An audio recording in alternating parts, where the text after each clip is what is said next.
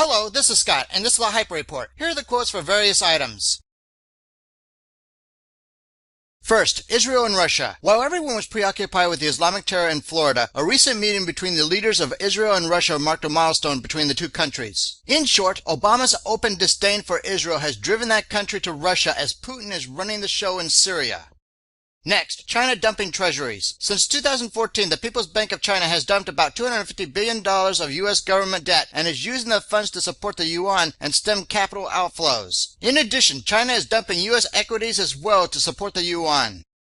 Next, China hoarding. China is not only hoarding thousands of tons of gold, China is now stockpiling massive amounts of silver. Between August 2015 and April of this year, silver inventories for their solar program have gone from 233 to 1,700 metric tons. China's endgame is to secure enough resources to secure a decent lifestyle for its nearly 1.5 billion citizens, and despite calls for a hard landing for their economy, it looks like they are on track. Next, stocks. From China to the U.S., the global markets are finding it more difficult to disguise and excuse away the collapse that is happening all around them, as illustrated by the last 12 months where investors have lost trillions of dollars. At the same time, many underlying indicators like the Baltic Dry Index continue to deteriorate.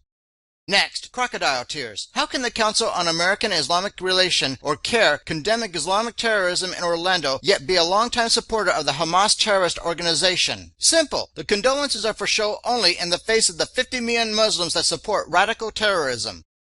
Next, so you didn't get rich. Baby boomers were told if they worked hard and saved, they could spend their last quarter of their lives comfortably. Guess they didn't read the fine print because those were for ideal circumstances. Lack of wage increases, substandard interest rates on the ever-decreasing savings, poor investing, and the debt taken on for school loans and homes have shut down that pipe dream.